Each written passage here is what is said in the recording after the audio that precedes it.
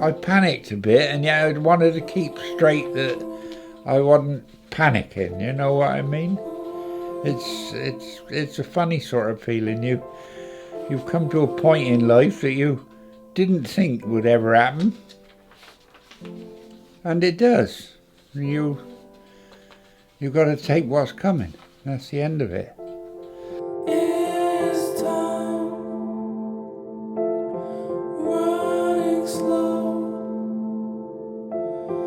Does it feel like you're alone?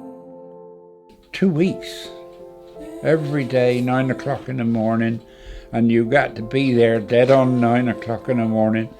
If you are late with your car, and you can be at that time in the morning, you have to leave it and come the next day. But I was on next day in any case, and you had to do it every day, so there was no way.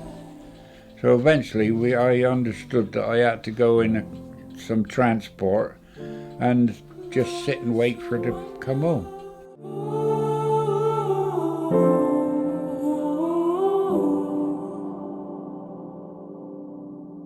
The surgery told me they didn't do it, didn't do a hospital thing.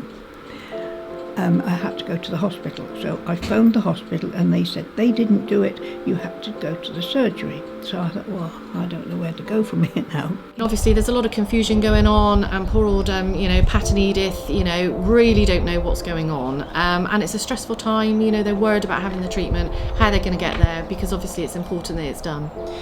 So I phoned, in the end, Hospital Transport Direct, and had a long chat with them, went through all the criteria, and we booked it over the phone there and then.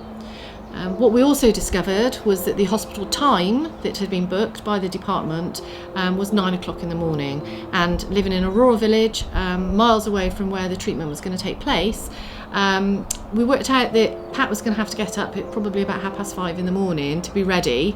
I said that's going to be bad, that can't get him up. Whereas for you and I it might take 15, 20 minutes, maybe an hour, is going to take a long time. I believe she called the hospital, Yeah. and said, look, these people have to come a long way in the morning, can we make it slightly later? She calmly said all this, you see, and it was the authority. When it's just you saying, I can't get it, I can't do it, they're not interested. Life's a wonder, you just need.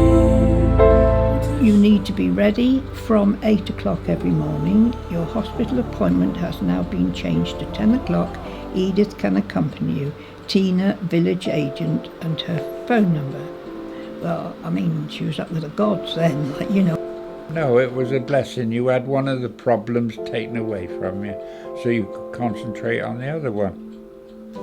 I was so grateful. It was so marvellous not to have to worry about it, just to get up in the morning, make sure he had his breakfast and be ready at 8 o'clock, sat reading his book or closing his eyes, and the transport came.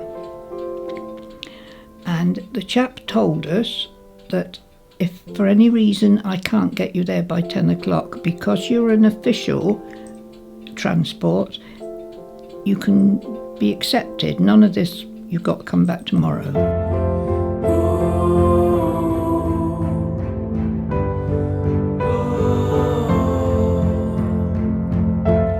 People in rural villages and rural areas aren't being difficult.